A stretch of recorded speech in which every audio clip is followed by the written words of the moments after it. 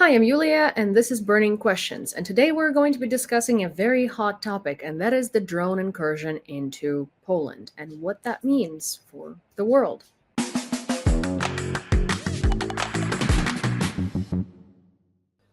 Good afternoon, Yulia. My name is Frank Ledwidge. I'm a senior lecturer in strategy and law at the University of Portsmouth in the UK, and I have some relevant military background as well. And also, I've been a military analyst for quite some time as well, on account of my background, knowledge, and experience. Phenomenal. Very, very good for our topic today. I wanted to discuss basically, as all of us know, there have been a plethora of drones. There are reports on various different amounts that keep changing, I feel like, day to day. But there was a plethora of drones that entered Polish airspace. And while that has happened before during the full-scale invasion, it has never happened deliberately. It's always happened as a mistake or as a light provocation. Whereas in this case, it was very deliberate. They came in from Belarus, not from Ukraine, and they were heading for Polish cities. Now, obviously, they were all shut down because the aviation of many different allies was immediately involved. However, that does change, I feel like, security protocols, and it does change the political narrative and the political framework around it. So, what is your opinion on what happened? I tend to agree. The first question is attribution.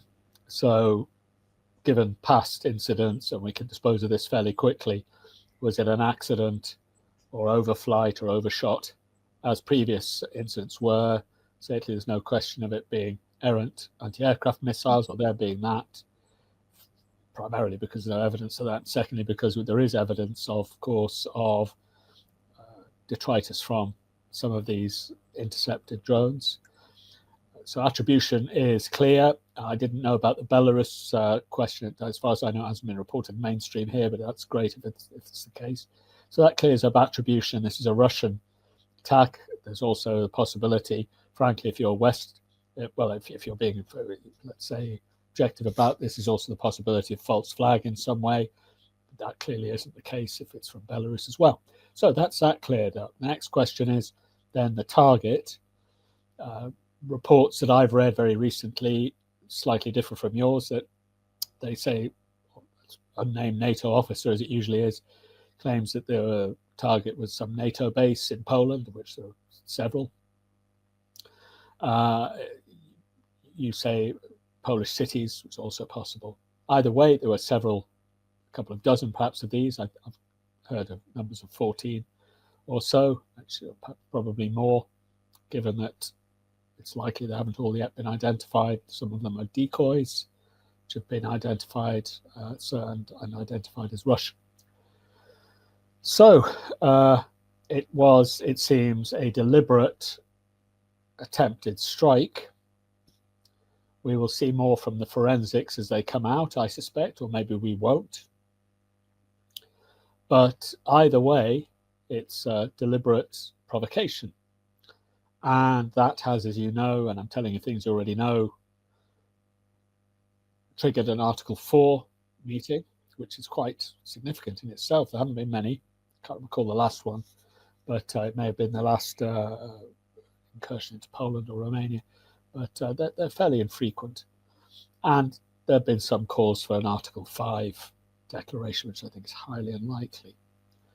The problem is now in the West, and I can only speak really of Britain and the United States, is that any news from Ukraine or Eastern Europe is drowned out by local priorities or perceived priorities. So today in the UK, we've had a major resignation on the part of a rather disgraced ambassador in New York, or rather in DC.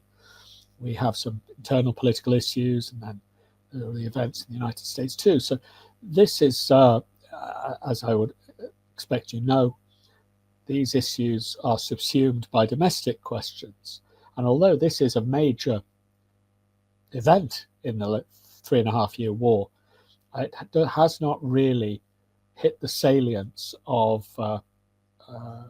attention, let's say, that other similar events have had over the last few years. That's just the reality of this. Well, There is, see, I mean, it's such a complex subject, right? You mentioned the internal political issues, which seem to be arising in every single country in the West that we're looking at. For instance, there is a problem in France. There was just a vote of no confidence. There are issues in the UK. There is also in the America, the news have been getting drowned out because a far right spokesperson, or rather, I guess I would call him a spokesperson. I think his actual designation is a blogger or a podcaster, or yeah, he's a spokesperson, he's a talking head for the far right, right? He was shot in America and killed yesterday in broad daylight. So all of these validly crazy events are going on around the world that are drowning out everything else, and I wonder if from the political standpoint, I wonder if things are heating up in general around the world, because I don't see the war in Ukraine as personally as like a singular event, or like a localized event. I think it's an event that spreads all around the world because we see Russian propaganda, we see Russians fueling that propaganda in different Western countries that results then in other internal issues that have nothing to do with Russia's goals, because all of this spreads, and we've been in this for the past 3.5 years, so things are generally kind of spiraling out of control, I would say. But in terms of this attack on Poland, what significance does it pose to NATO, to the allies, and to the EU in general? And do you think it changes the way that they view the war in Ukraine and how much it actually concerns them? Yeah, but the two things are connected. And whilst I take issue with a couple of things you said, essentially you're entirely right. Of course, that it's always politics, and history doesn't stop anywhere.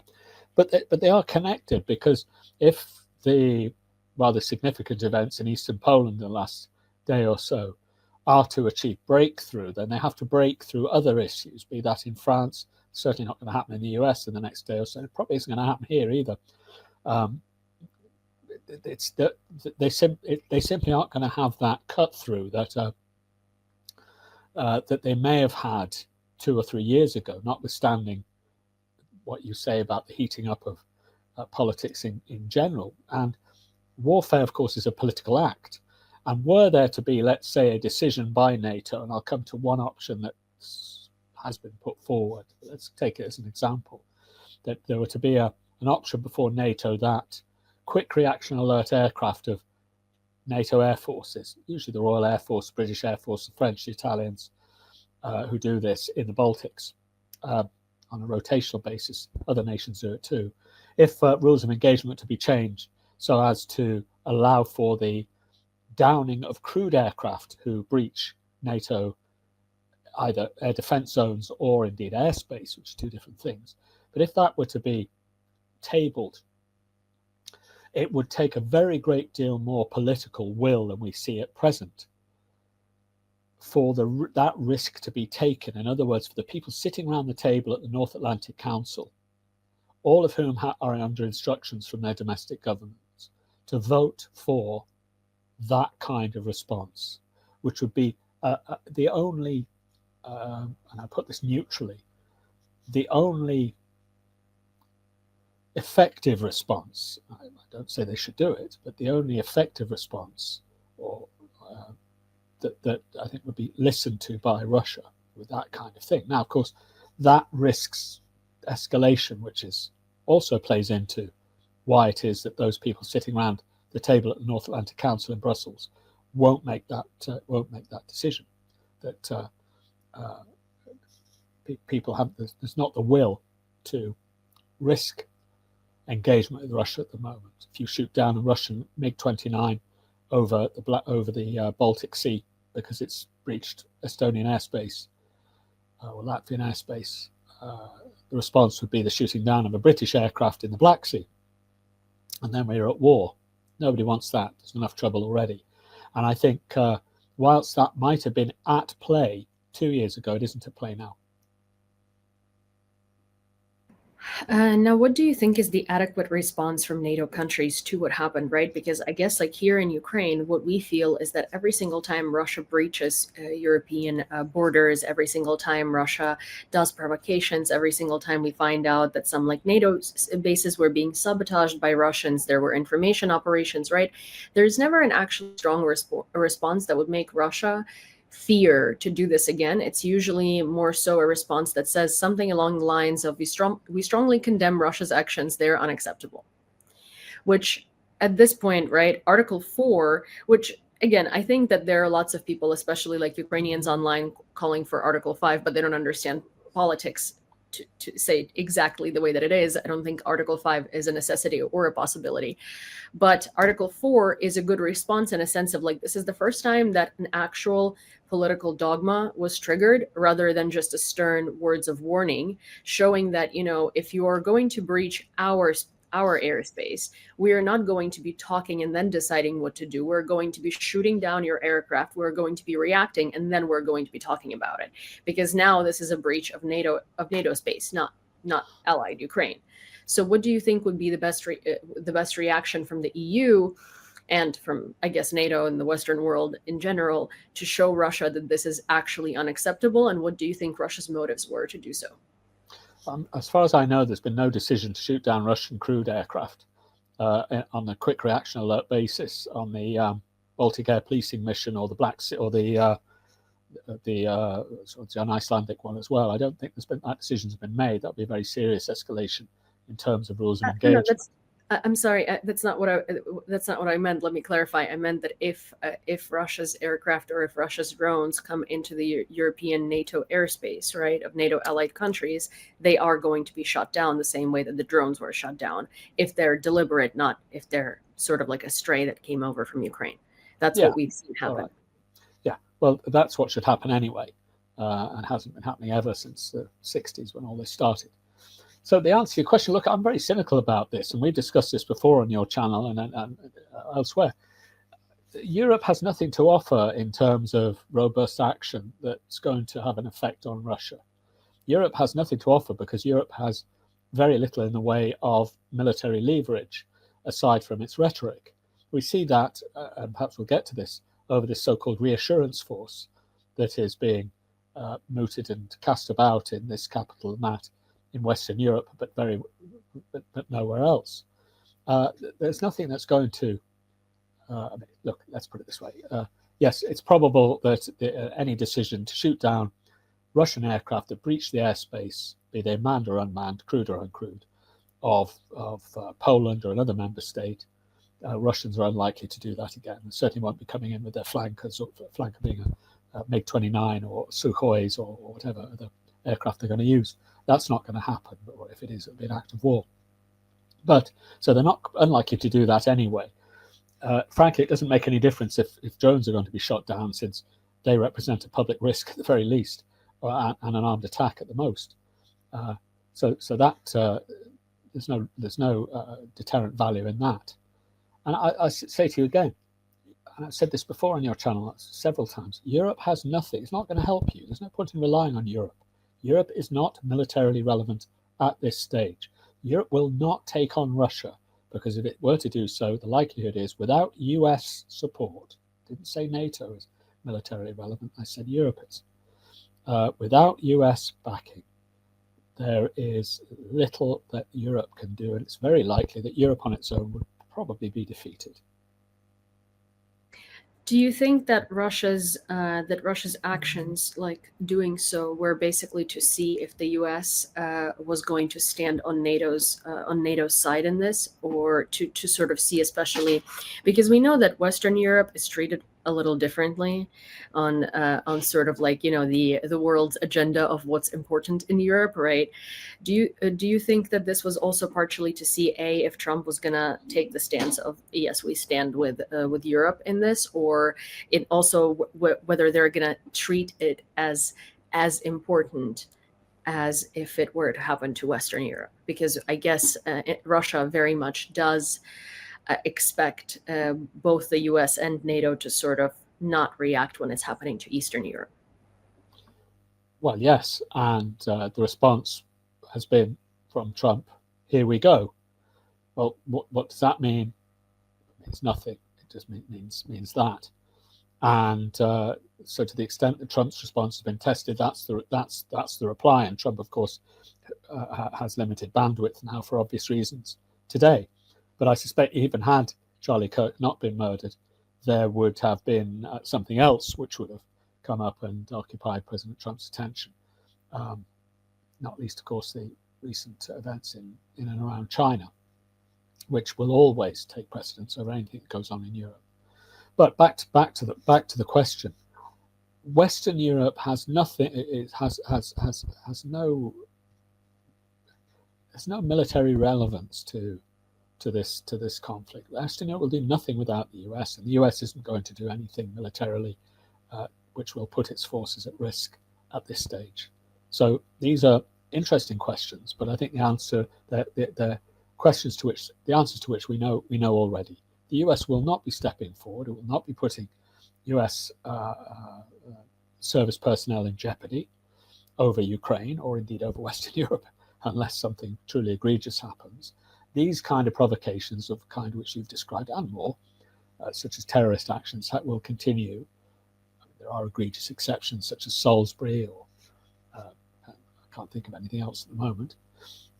But these kind of provocations will go on, and they'll probably get worse because Europe is, Western Europe, that is to say, is rather weak. Now, what could NATO do differently? You haven't asked that, but why should you? But so I've asked that to myself. I would suggest that one thing that was my next question, actually. Right, well, one thing they may consider is involving other NATO members outside Western Europe who are and do have some pull over Russia, and bringing them into the fold somehow. It should have a political cost in terms of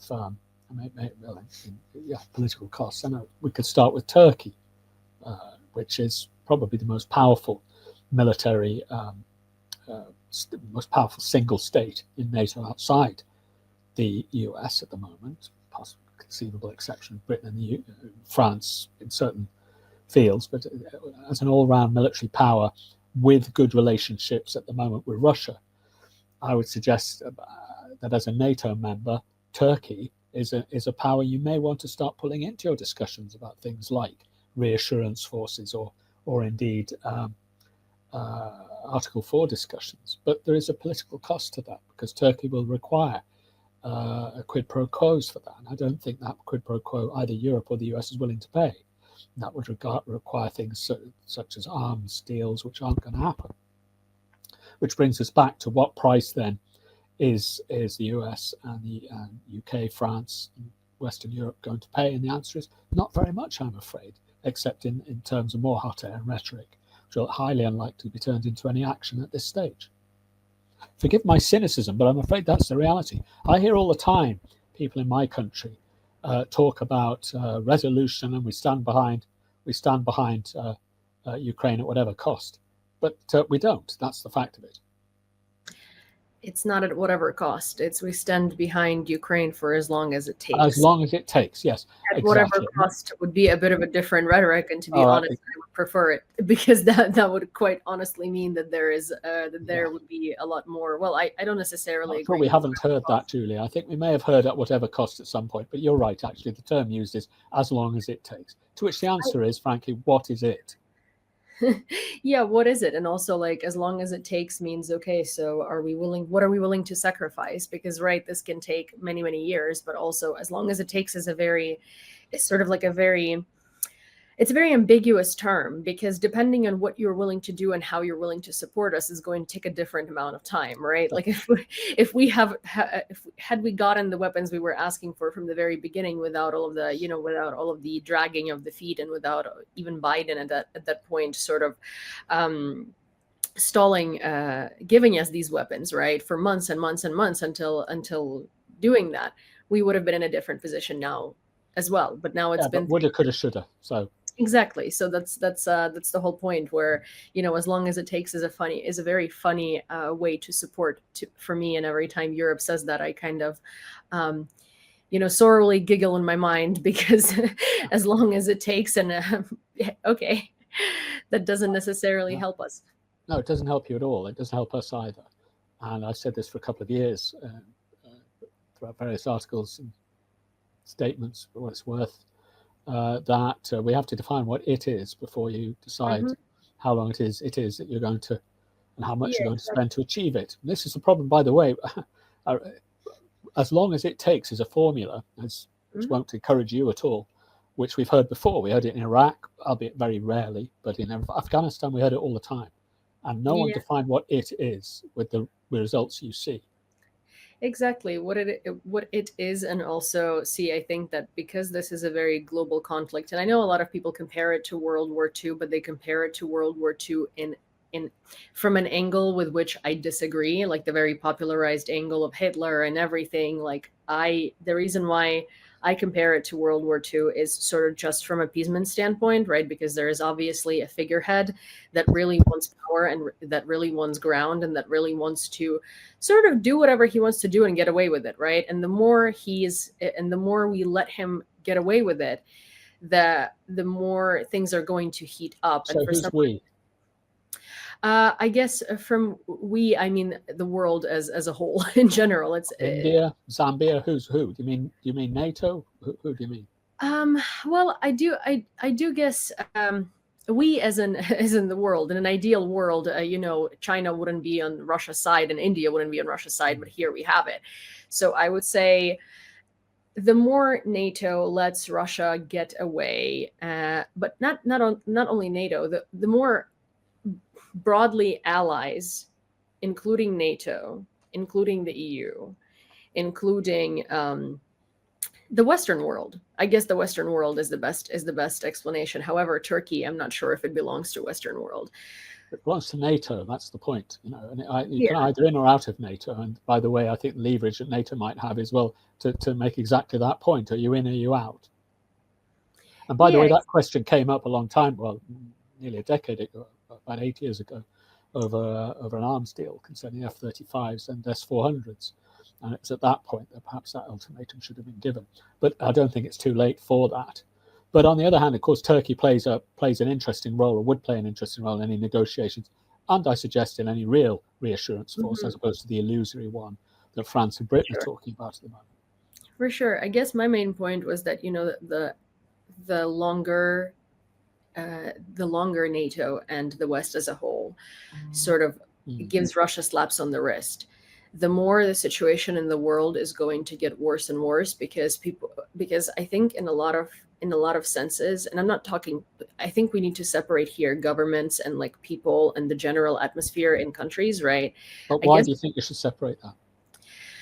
Because I think a lot of politicians in a lot of countries are more aware of the stakes, however, are scared to act and also have other strings and boundaries. But people and people's opinions as a whole in the country sometimes differ from the depth of understanding of their leaders, right? For instance, I think that a lot of people in Europe and a lot of people in the United States and in Canada see the war in Ukraine as an isolated event, right? As there is this situation happening there and it's really sad and tragic, but it doesn't necessarily concern us, right? It doesn't do anything to us.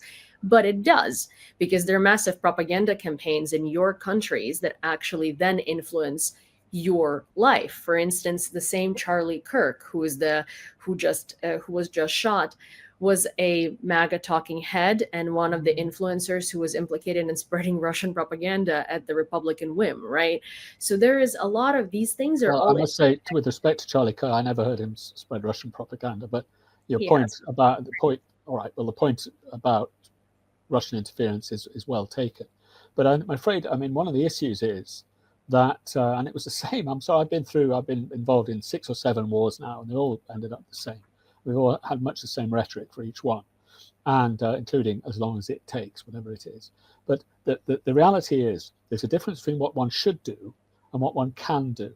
Mm-hmm. So, it's all very well looking. So a good example, actually, somebody I don't particularly like or agree with put this forward. I won't say who it is, but it's a good one. So you see a mountain and you see people in trouble on a mountain. And you know that if you go and help them on the mountain, your team won't come back. But so you should do something to help. It's terrible and it's awful looking at that. Mm-hmm. But you can't, right? You don't have the resources to do that. And that's the case for Europe at the moment. Europe cannot do anything. It doesn't have the political resources behind them for that purpose, be it Germany, France, the UK, let alone Italy, Spain, or the other major powers.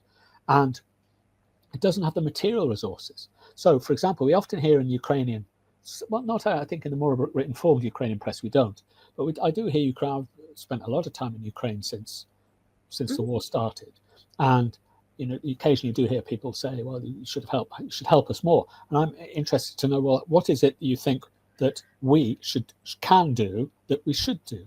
Well, I think it's a woulda, coulda, shoulda type of situation, because I think yeah, you're right. Yeah, I agree. I think that in a lot of cases people fail to articulate because, well, they don't do it every day, and they are not trying to do it from a logical standpoint. They're trying to tell you this from an emotional standpoint. From a logical standpoint, here is the reality. Had everything been organized much better from the very beginning of the start of this conflict, both with the US and with Europe acting at the same time, we wouldn't be in a position now where no one is actually able to help in Europe, because there wouldn't be all of these political calamities happening, right? There wouldn't be all of these catastrophes happening in, in Eastern European countries that are somehow in the EU, yet are incredibly corrupt and have pro-Russian governments being installed and pro-Russian governments being put forward, right? So at this point, we're so deep into this spider web of just, I'm going to use a very non-political term, but a shit show, right? That at this point, no one can do anything, but we got here based on a bad reaction from the very beginning. All right, but isn't there a danger here? And let's be really candid about this. I think there's a danger in this, in that there's Julia, the stab in the back myth, and I think you do start to see, in Ukrainian politics particularly, also occasionally in the West, this idea of, well, we've been stabbed in the back by our allies. Now, there's some truth to that with respect. Let's put it another way. I think I can see their point with respect to the United States. With respect to Europe, it's a bit more difficult, because speaking to the UK, for example, and we're going to get this, if things go wrong in Ukraine and you're forced to accept a deal that is highly unfavorable, which to me seems rather likely, then I can see Western Europe getting some of the blame, the US getting more of it. Now, my response would be, as a British person who's supported Ukraine since the start, what more do you think we could have done that would not have involved us in a global war with millions and millions of casualties and nuclear consequences, for argument's sake? But outside that, what more could we have done? We sent you a third of our artillery, billions and billions of pounds. We denuded our armed forces to do that to some extent, certainly the army. We've got very little left to send you. Whatever the British government say, our stocks are cleaned out now. With respect to the US and with respect to them, I speak now for the military, not the government.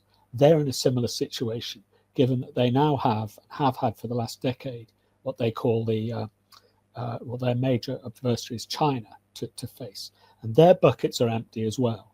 So we're in a situation where, as you say, it is let's call it a shit show, but it's not entirely a deliberately constructed one, or due to the fact that people have neglected Ukraine. I think it's just that Britain, France, Germany, the United States was simply not ready for this kind of conflict. We weren't equipped. We spent 20 years on displacement activities, places like Iraq, Afghanistan, Libya, all of which were disastrous, and the Balkans, and ended up with very little in the way of deterrent capability or actual capability. And such as we've had, much of it we've sent to Ukraine. Sure. That's the reality. And I don't disagree with that. Since you asked what we could have done better, right? And I guess depends. Are you talking about NATO? Are you talking about the US? Because at the time at which Biden was president, and there was a lot more coherence in NATO, you're completely right. If all of these things were decided on, not within 2 years of time, but within 2, 3, 4 months of time, which ended up being decided on later on anyway. It's just, it was Biden's fears and dragging his feet, while Ukraine was desperately screaming, saying, we know what red lines we can cross and what red lines they're not going to react to. Yep. Had we been listened to then, we would be in a very different situation now, because very well there could have been a major win from Russia, from our side onto Russia. Russia could have been in a much worse position militarily, and Russia would have been forced to a negotiation table on a very different term. And at that, there would be political powers worldwide being able to pressure Russia instead of trying to see what will end up not pressuring Russia. You know what I'm saying?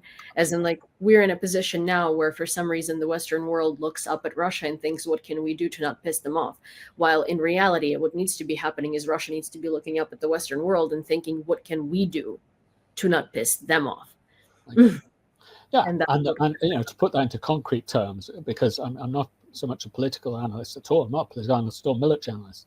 I advocated very early on, and many others, well, not many others did, but some others did who looked into it, that if the US truly was to behave as the arsenal of democracy, we're talking about Biden, never mind Trump, we know the Trump problem, but what happened, and this goes back to the strategy problem. It was a US strategy from the start, avowedly, and General Austin spoke of this, many others, to bleed Russia, right? Not to ensure Ukraine won or had some form of victory or positive outcome, but to bleed Russia, which meant that the function, therefore, of aid was to be drip fed rather than, as it was in the Second World War, maximum effort. So, for example, we had all these supposed war winners. I don't need to go through the list of them: HIMARS, F-16s, Javelins, Abrams, M3, armored personnel carriers, and all the rest of it. All of them drip fed. All of them drip fed. Instead of saying, well, look, take for example, and I'm not going to go on with a great speech about this, but I'll just take one narrow example: tanks. Okay, now tanks have become a little bit. Their functions changed militarily, as you know, over the last couple of years. But the US have hundreds of Abrams tanks in storage, hundreds of them. Yeah. Now, those could have been, the orders could have been given, and I'm speaking it, it's not like, well, this is, well, now we know this, or this is ex post facto, or woulda, shoulda, coulda. At the time, I argued, and others argued, right, let's get those 500 tanks over there. Let's get the crews trained. It's going to take 18 months to do that, but the order needs to be given now because this war isn't going to stop. Instead, what we had is, we're sending 12 or 14. There'll be one battalion, there'll be an elite battalion in the Ukrainian, in the 93rd Brigade, that's going to have, or the 82nd, that's going to have these tanks, instead of the entire army re-equipping. And that's where I completely agree with you. And that's the woulda, coulda, shoulda that really woulda, coulda, and shoulda made a real difference at the time. Now it's too late for that. I think, I'm a political analyst, and for me, I think the funny sort of irony in all of this is, right, a lot of this was Russia wasn't taking an adversary as seriously as it is now, I suppose. And at the time at which something could have been done about Russia, the strategy was chosen to be, let's bleed them out and they will back away. Because, right. And the funny thing is, everyone was really scared of starting World War III by kind of like gut punching Russia immediately, right? And now we're in a position in the world where there could very well be World War III in a decade's time, because everything is heating up, everything is spiraling out of control politically, militarily, everything, right? And it comes down to the fact that had we chosen the strategy that would have been gut punching Russia immediately, we would have stopped them and we would have stopped the progression of this. And rolled them back. Yeah, but we chose the strategy of bleeding them dry, and that given them all the time in the world to absolutely mess up everything politically and socially and just in other ways. Russia doesn't, my favorite quote I think that I've ever said is that Russian tanks don't have to be rolling through your cities for you to be at war with Russia. Yeah, I think there's a recognition of growing of that now. But the issue that I take at times, though, with the narrative that's developing is that I can see, perhaps it's out with this discussion, but I can see a situation where, and I'm sure you know, there's a frozen conflict, which I was astonished to hear Ukrainian government officials, not necessarily shocked, but I was quite astonished. Ukrainian government officials saying we're prepared to accept a frozen conflict. Okay, on the frozen lines. All right. Which would not be a successful outcome, I would suggest. Whether that should be the case or not, it would not be a successful outcome. So then the question will come, well, who do we blame for this? Do we blame Zelensky? Do we blame the generals? Or do we blame the capital W West, be it Biden, Trump, or the rest of us? Yeah, well, I, as a British person, I would be asking myself, what more do you think? Now, this is a rhetorical question. We don't have to get into it. But there's not too much to say the UK, in terms of military gifting, Denmark, etc., could have done. For the United States, though, that's a very different thing. And if you're going to blame someone, I wouldn't be going to President Trump, to be candid with you. going to the Biden regime, Sullivan and that bunch of people who drip fed you weapons instead of feeding you weapons when you needed them. That's where this went wrong. 1,000%. I agree with you. I agree with you a lot, and I have that's been my stance from the very beginning. I've lived in America for 14 years, so I consider myself. So I consider myself quite American, yes, and I do have a lot of opinions on American politics, especially as someone who works in politics. And I'm a Democrat, and I say that. However, I am also a person who doesn't necessarily choose a party and blindly follow them. I'm a person of lots of complex issues, and when this was happening, one of the things that was very terrifying to me is knowing that Jake Sullivan is the advisor. During this time, because I remember Obama and I remember all of Obama's failures in terms of foreign military policy, and a lot of them were during Sullivan's reign as the advisor. And so it's not that uncanny to see that this went wrong, because we have had Jake Sullivan's previous track record, and it was very evident which way it's going to go. Every single time there was progress and there was rhetoric of progress, Jake Sullivan would come out and say, well, escalation. And I think escalation was his favorite word, and he fails to recognize as a defense secretary, as a defense advisor, as a defense advisor, he fails to recognize that escalation is not us to them. Escalation is them to us, and what we do to show them they can't do it. And that's exactly. You have the escalation dominance, which was never realized. I agree with that. I think that's right. So what out of that to me is, if people are, we're looking ahead now, so I don't know what's going to happen, but if people are looking for somebody to blame, that's where I'd be looking. President Trump will do what President Trump does. The US military will do what the US military does. But the time to have made a difference militarily was 22, 23. And it wasn't as if this is hindsight, right? Lots of us were saying this at the time. Do not be giving 50 M777 guns. We want to see 500, etc., down the line, whatever weapon systems it happens to be, and make sure that people are properly trained. Not a few hundred a month. Get those trainers into Eastern Poland, set up the camps, and just put through the entire army through those programs. And by the way, another thing, and this is another military point, I know this is a bit inside baseball, but one reason why, rather belatedly, the Ukrainian army is holding its own right now on the southeastern front, is because they've changed their command and control structures. Now, this should have been done 2 years ago as well. We don't want to get into that, but enough to say that a wholesale assistance from staff work to reformation training, so on, all this could have been done. And this was not hindsight. I remember having discussions with people at the time. Fully arm the Ukrainian army at that time. It could have been done, and it never was. Instead, you were drip fed for the purposes of bleeding the Russian army and kicking everything down the road militarily, and that feeds back in then into the political angle that you're better equipped to speak of. Of course. That's the amounts of military aid that were sent from the United States specifically every single time. It's, even if you're not someone who professionally revolves in this field or who professionally has to read the news and reports and analyze them, right? When you see that we've been asking for Abrams for 2 years, and it was such a big deal, and then Biden came out and suddenly said, we're giving you Abrams, and you're looking at 14. Yeah, but it's going to be 14 tanks in a year's time. And the front line is 2,000 kilometers long. And you're like, what should we do with them?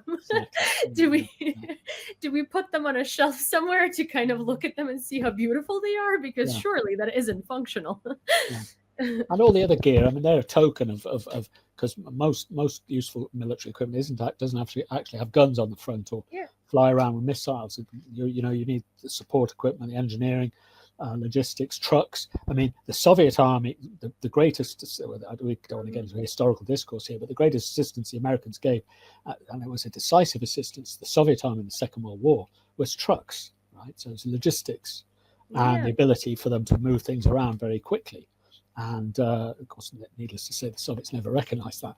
But that's what it was, and various other things we could get into. But again, this plays into the point that this requires thought at an early stage, which was never put in. And the reason it was never put in, that thought, is because the Americans decided under Biden at that time that what we're going to do is we're going to keep this going to bleed. And they said this explicitly. It was for April 2022. Our strategy is to bleed Russia do as much, bleed Russia, to do as much damage to them so they won't do it again.